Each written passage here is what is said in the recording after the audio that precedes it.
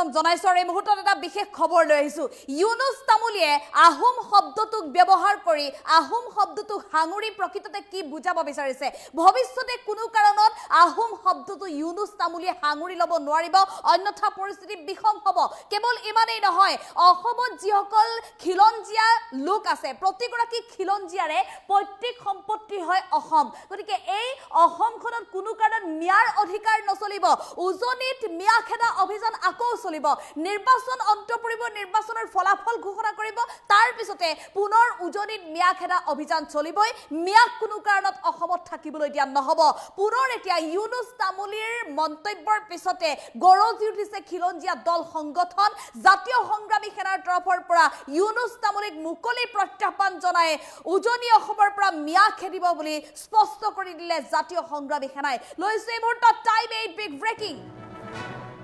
অসম প্ৰতিজন খিলঞ্জীয়াৰ পৈতৃক সম্পত্তি ইয়াত মিয়াৰ কোনো অধিকাৰ নাই ইয়াত মিয়াই অধিকাৰ সাব্যস্ত কৰিব নোৱাৰিব নিৰ্বাচনৰ ফলাফলৰ পিছতে উজনিত আৰম্ভ হ'ব পুনৰ মিয়া বিৰোধী অভিযান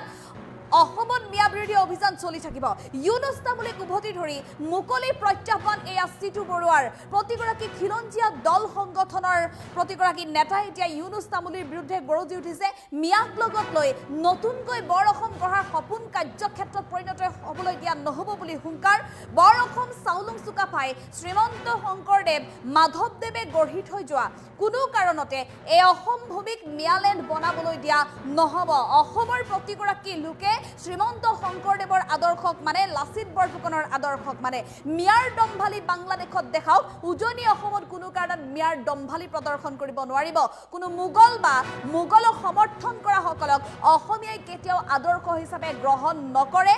অসমীয়াক পৰিচালিত কৰিবলৈ চেষ্টা নকৰিব এনে ব্যক্তিয়ে নামনিত মিয়াই খিলঞ্জীয়াক আক্ৰমণ কৰিছে মাটি সম্পত্তি কাঢ়ি লৈ গৈছে আহোম শব্দ সাঙুৰি ইউনুস তামুলিয়ে কি বুজাব বিচাৰিছে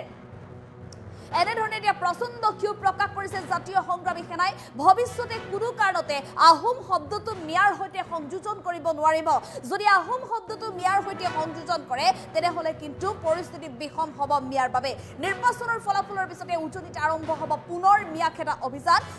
খেদা অভিযান কোনো কাৰণত স্তব্ধ কৰিব নোৱাৰিব খিলঞ্জীয়াৰ সপক্ষে আছে জাতীয় দল সংগঠন গতিকে মিয়া খেদা অভিযানত যদি কোনোবাই বাধা দিবলৈ আহে তেনেহ'লে পৰিস্থিতি বিষম হ'ব বুলি হুংকাৰ প্ৰদান কৰিছে এতিয়া জাতীয় সংগ্ৰামী সেনাৰ তৰফৰ পৰা ইউনুস তামুলিলৈ হুংকাৰ প্ৰদান কৰিছে ইউনুস তামুলিয়ে আহোম শব্দটোক সাঙুৰি যি সংবাদমেলৰ আয়োজন কৰিছিল আৰু আহোম শব্দটোক সাঙুৰি যি মন্তব্য কৰিছিল ইউনুস তামুলিয়ে সেই মন্তব্যৰ পিছতে এতিয়া ইউনুস তামুলিক উভতি ধৰি এনেধৰণে সিটু বৰুৱাই কৰিছে মন্তব্য আৰু এই মুহূৰ্তত আমি সিটু বৰুৱাৰ সেই সংবাদমেলৰ মাজলৈ পুনে যাবলৈ চেষ্টা কৰিম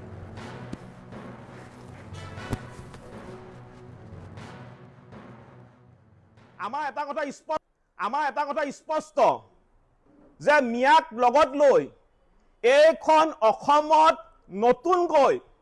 বৰ অসম গঢ়াৰ সপোন আমি কোনো কাৰণতে কাৰ্যক্ষেত্ৰত পৰিণত হ'বলৈ আমি দিব নোৱাৰো আৰু আমি নিদো স্বৰ্গদেউ চাউলুং চুকাফা মহাপুৰুষ শ্ৰীমন্ত শংকৰদেৱ মহাপুৰুষ মাধৱদেৱে গঢ়ি থৈ যোৱা এই বৰ অসমৰ ভেটিত মিয়ালেণ্ড বনোৱাৰ ষড়যন্ত্ৰ উফৰাই দিয়া হ'ব আমাৰ স্পষ্ট কথা এইখন মাতৃভূমিত আমাৰ পূৰ্বপুৰুষৰ অৱদান আছে এইখন অসম আমাৰ প্ৰতিজন খিলঞ্জীয়াৰ ভূমিপুত্ৰৰ পৈতৃক সম্পত্তি হয় সেইটো আমি হাজাৰবাৰ কম এইখন মাতৃভূমিত আমাৰ কেৱল মাত্ৰ আমাৰ খিলঞ্জীয়া ভূমিপুত্ৰসকলৰ পূৰ্বপুৰুষৰ অৱদান আছে ইয়াত মিয়াৰ অৱদান নাই মিয়াই গৈ বাংলাদেশত দম্ভালি মাৰক কিন্তু অসমত নহ'ব আমাৰ জাতীয় সংগ্ৰামী অসমৰ স্থিতি স্পষ্ট কোনো কাৰণতে এটাও মিয়া অসমত থাকিব নোৱাৰিব আৰু ইয়াত আমি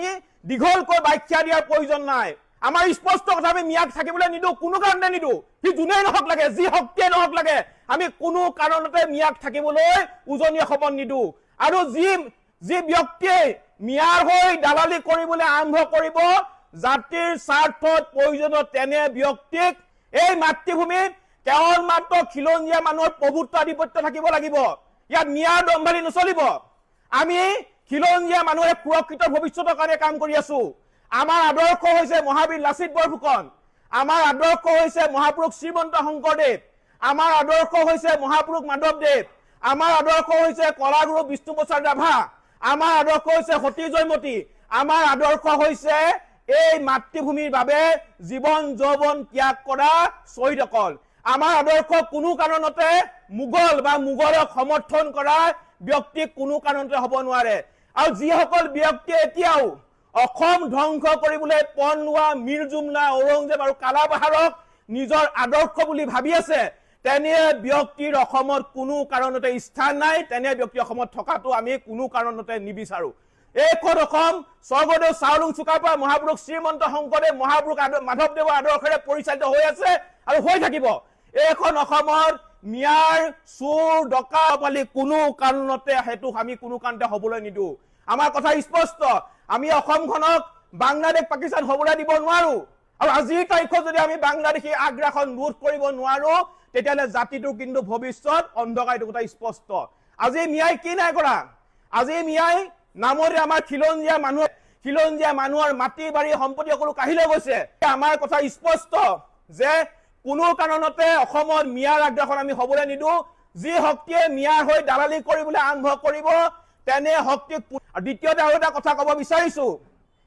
আহোম শব্দটো হৈছে এটা পবিত্ৰ শব্দ। যোৱাকালি ইউনিছ তামুলীয়ে